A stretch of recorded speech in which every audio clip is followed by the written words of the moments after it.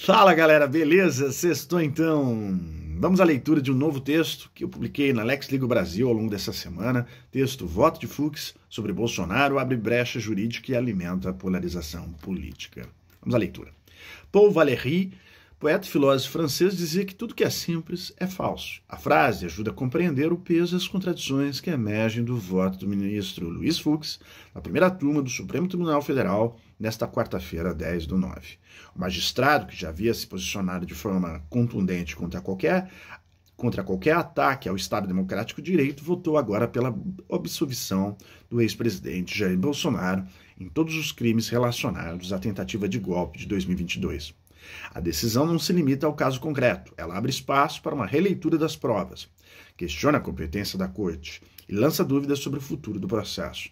Como destacou o analista André Pereira César, trata-se de um voto que provoca um abalo que ultrapassa o caso concreto e redesenha o tabuleiro do processo e lança sinais com efeito para além desse julgamento. A guinada de Fux é a questão da competência.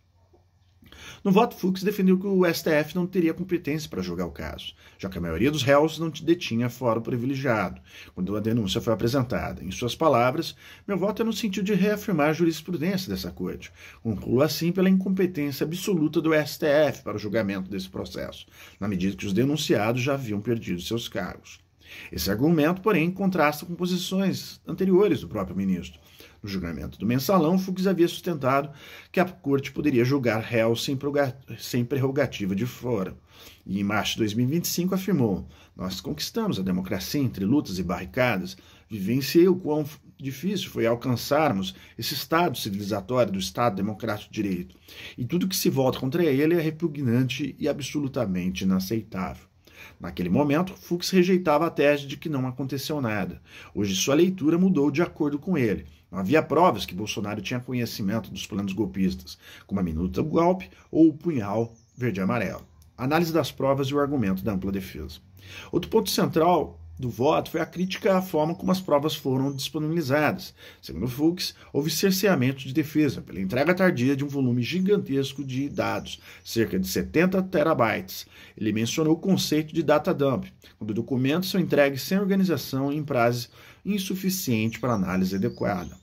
O ministro citou o professor Gustavo Henrique Badaró, da USP, que apontou violação à garantia da ampla defesa. Para reforçar sua posição, lembrou de precedente de 2021, onde a Justiça Federal absolveu sumariamente réus em um caso que envolvia apenas 4 terabytes de informações, muito menos do que o volume apresentado no processo contra Bolsonaro e seus aliados.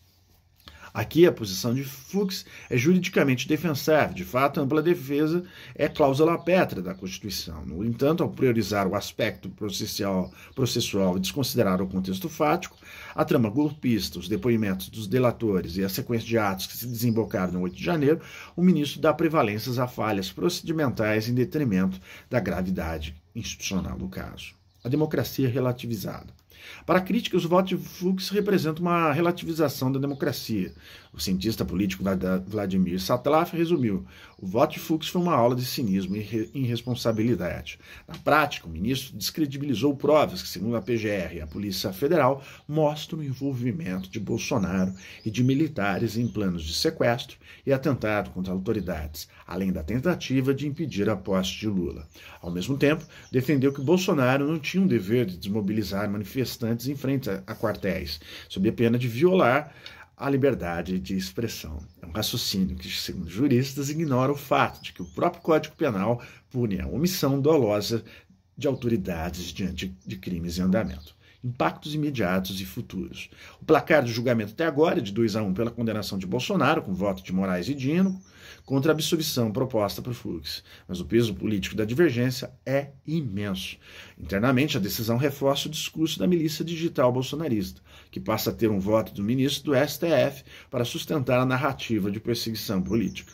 Externamente, pode ecoar nos Estados Unidos, onde parte do governo vem questionando a condução do processo e sinalizando sinalizando preocupação com a imagem de Bolsonaro. O voto de Fux pode ser usado como argumento para afirmar que há divisão dentro da Suprema Corte e fragilidade nas provas. No futuro, caso prevaleça o entendimento de Fux, cria-se um precedente perigoso. Líderes políticos poderiam escapar da responsabilização criminal por atos contra a democracia sob a justificativa de falta de provas diretas ou falhas processuais.